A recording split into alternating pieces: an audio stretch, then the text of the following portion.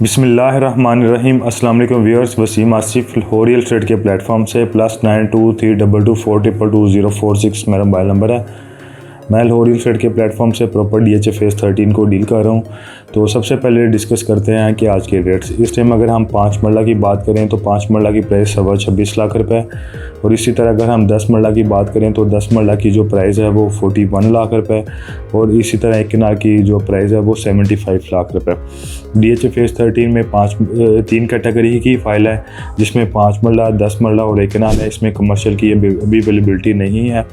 जिन लोगों का बजट 20 से 25 लाख रुपए का और 40 लाख रुपए में 10 मरला का और 75 में एक कनाल का बजट है, उनके लिए DHA फेज़ 13 जो है ना वो सूट करता है।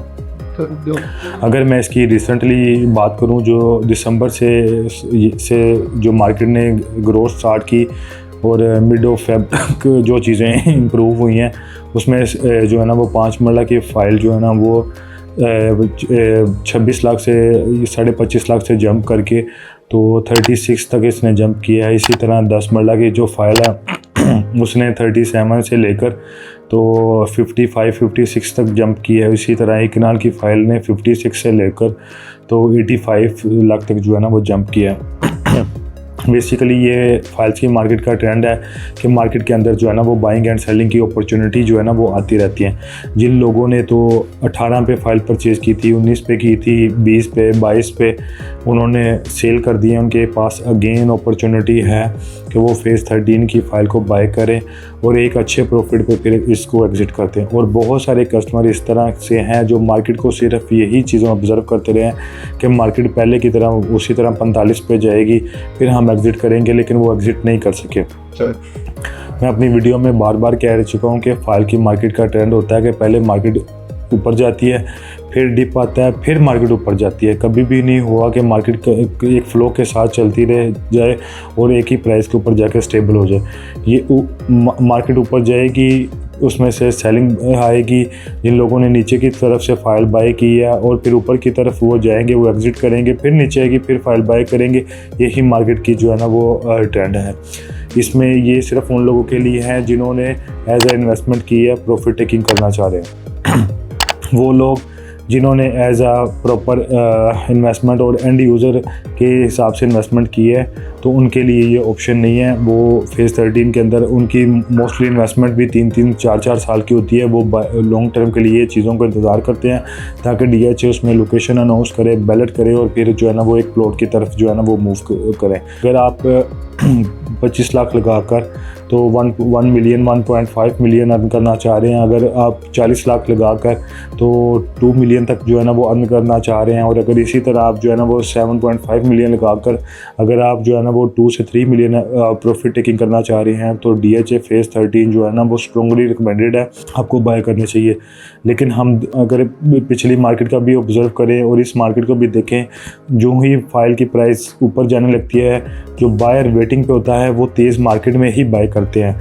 हालांकि जो आपके लिए पास जो इस मार्केट की अपॉर्चुनिटी है, जो मार्केट स्लो है, उसमें ही आपको चीज़ों को बाय करना चाहिए। कभी भी नहीं होता कि मार्केट एक जगह के ऊपर आके जो है ना वो स्टेबल हो जाए। ये हमने पहले भी देखा, बहुत सारे लोग तेज़ी के अंदर ही फाइल को बाय करते हैं। जब मार्केट स्टेबल होती है उनको हम बार बार रिकमेंडेशन दे रहे होते हैं कि इन रेटों के ऊपर चीज़ों को परचेज़ करें, और जैसे ही एक टारगेट सेट करें, एक मैक्सिमम प्राइस आपकी उसमें टारगेट में आ जाती है चीज़ें, तो आपको उसको सेल करना चाहिए। लेकिन मार्केट में बहुत तरह की र्यूमर्स भी चल रही होती हैं कि ये फाइल इधर नहीं इधर जाएगी। हालांकि आपको जो डिसीजन करना चाहिए वो एक सेट टारगेट के साथ करना चाहिए कि इसका प्रॉफिट अगर इस तक आएगा तो मैं इसमें से एग्जिट करूँगा, क्योंकि आपको दूसरों के लिए भी प्रॉफिट छोड़ के जाएंगे तो फिर ही आपकी फाइल बेहतर रेट के ऊपर जो है ना वो ट्रांसफ़र भी होएगी, और आपको जो है ना उसमें जिस रेट पे आपने बेची हुई है आपको पेमेंट भी हो जाएगी। अगर आप बिल्कुल पीक पे जाके फाइल को सेल करते हैं तो बाद में हमने इस मार्केट में ये भी देखा है कि जो है ना वो लोगों ने जो है ना वो टोकन जो है ना वो छोड़ दिए हैं, उन्होंने पेमेंट नहीं की और सेलर्स के पास सिर्फ जो है ना वो टोकन रह गया, जबकि बैलेंस अमाउंट उनके पास नहीं है। और अगर वो कंपैरिजन करें तो उनका जो है ना वो अच्छा खासा जो है ना वो लॉस हो जाता है। आपको एक मार्केट के मिड पॉइंट सेट करना चाहिए, उसी के ऊपर आपको जो है ना वो सेलिंग भी करनी चाहिए। DHA फेज़ 13 DHA लाहौर का प्रोजेक्ट है, बेहतरीन प्रोजेक्ट है। एनी टाइम के अंदर इसमें बाइंग और सेलिंग मौजूद रहती है। फाइल्स के ओवरऑल मार्केट का सिनेरियो ये है कि जब थोड़ी सी मार्केट डाउन होती है तो उसमें बायर भी स्लो हो जाता है। तो ये कतई नहीं होता कि जो है ना वो इस प्रोजेक्ट के अंदर कोई मसला आ गया है। ओवरऑल अगर हम देखें, क्योंकि गवर्नमेंट की तरफ से एक पैकेज अनाउंस होना था जिसकी वजह से मार्केट में एक काफ़ी ज़्यादा पैसे का फ़्लो आया। अब अगर हमने देखा कि उसके अंदर से डिले हुई है तो जो है ना वो बायर रुक गया, बायर वेटिंग के अंदर है। वो लोग जो इस रिस्क के अंदर बाइंग करेंगे वो ही फ़ायदा उठाएंगे। अगर देखें पैकेज अनाउंस हो जाता है तो ये आपको ये चीज़ें इन रेटों के ऊपर नहीं मिलेंगी। तो उसमें अंदर 8-8, 10-10 लाख रुपये मज़ीद ऐड होएगा, फिर आप बाइंग करेंगे, फिर आपके पास उस तरह से प्रॉफिट टेकिंग नहीं रहेगी। DHA की चीज़ें हैं, एनी टाइम आप बाय भी कर सकते हैं और सेल भी कर सकते हैं। लिहाजा इन रेटों के ऊपर मैं स्ट्रॉन्गली रिकमेंड करूंगा, जो हमारे बायर्स हैं वो वेटिंग के ऊपर हैं, उनको चाहिए कि जो है ना उसमें बाय करें, ताकि ये लेटर आने में भी आपके पास 25 से 30 दिन का टाइम लगता है। आज अगर आप फाइल बाय करते हैं तो 1 महीने के अंदर आपके पास लेटर आएगा, फिर ही आप अपनी फ़ाइल को जो है ना वो सेल कर सकते हैं। तो लिहाजा इस अपॉर्चुनिटी से फ़ायदा ज़रूर उठाना चाहिए। अगर कोई भी पॉजिटिव न्यूज़ आ जाती है तो फिर आपको कोई भी फ़ाइल है, चाहे वो फेज़ 13 की है या अदर प्रोजेक्ट्स की है, वो आपको जो है ना वो नहीं मिल सकेगी। हमने शुरू से ही DHA फेज़ 13 को अपने प्लेटफॉर्म से स्ट्रॉन्गली रिकमेंड किया है। कुछ लोग जो है ना वो इसमें नेगेटिव भी बातें करते हैं। देखें, बहुत सारे अगर हम इसको प्राइवेट डेवलपर के साथ कंपैरिजन दें, 10-10 साल लग जाते हैं, उनकी डेवलपमेंट भी नहीं होती और वो नए से नए पेपर इशू करते रहते हैं। इसमें वही फाइल्स हैं वो जो 2010 में थी, वही आज भी वही फाइल है, वही जो है ना वो अलॉटीज़ थे, उसके बाद ही फाइलें आगे ट्रांसफ़र हुई हैं और उसके बाद नए परचेज़र को ट्रांसफ़र हुई है। DHA की तरफ से कोई भी फर्दर इसके अंदर फाइल ऐड नहीं हुई। एंड यूज़र प्रोजेक्ट है, जैसे ही इसके अनाउंसमेंट हो जाएगी इसके अंदर कमर्शियल की फ़ाइल भी आएंगी, इसके अंदर जो है ना वो 2 कनाल की फ़ाइल भी आएंगी और इंशाल्लाह ताला जो है ना वो प्रोजेक्ट जो है ना वो काफ़ी ज़्यादा बेहतर अंदाज के साथ जो है ना वो इंशाल्लाह ताला DHS को आगे लेके जाएगा। तो जो लोग जो है ना वो लाहौर से बाहर से हैं, आउट स्टेशन से हैं, कराची से लोग इसमें इन्वेस्टमेंट कर रहे हैं, मुल्तान से कर रहे हैं, भावलपुर से इसके अंदर लोगों के पास मल्टीपल फाइल्स हैं। मैं उनको कहना चाहूँगा कि अगर आपके पास मल्टीपल फाइल्स हैं तो आपके पास जब एक अपॉर्चुनिटी है या अच्छे रेट्स की, तो उसमें आपको कुछ फाइल को एग्जिट ज़रूर करना चाहिए।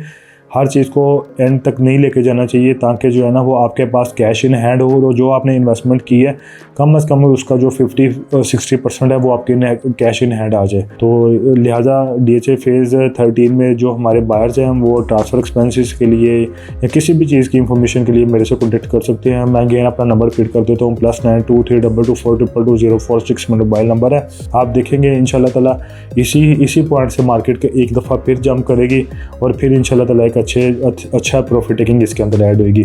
तो लिहाजा जिन्होंने ऊपर के रेटों पे चीज़ें सेल की हुई हैं, मैं उनको रिकमेंड करूँगा कि वो निचले रेटों पे आएँ और दो चीज़ों को दोबारा से बाय करें। और जो हमारे बायर जो है ना, जिन्होंने पहले ऑप्शंस का फ़ायदा नहीं उठा सके, जिन्होंने 32 में, 33 में, 35 में जाके बाइंग की है, वो नीचे से फ़ाइल को परचेज़ करें ताकि उनकी एक अच्छी एवरेज बन सके। तो अगेन मैं अपना नंबर रिपीट कर देता हूँ, +923224220466 में मोबाइल नंबर है। यही मेरा नंबर व्हाट्सएप पर भी अवेलेबल है। शुक्रिया जी, अल्लाह हाफ़िज़।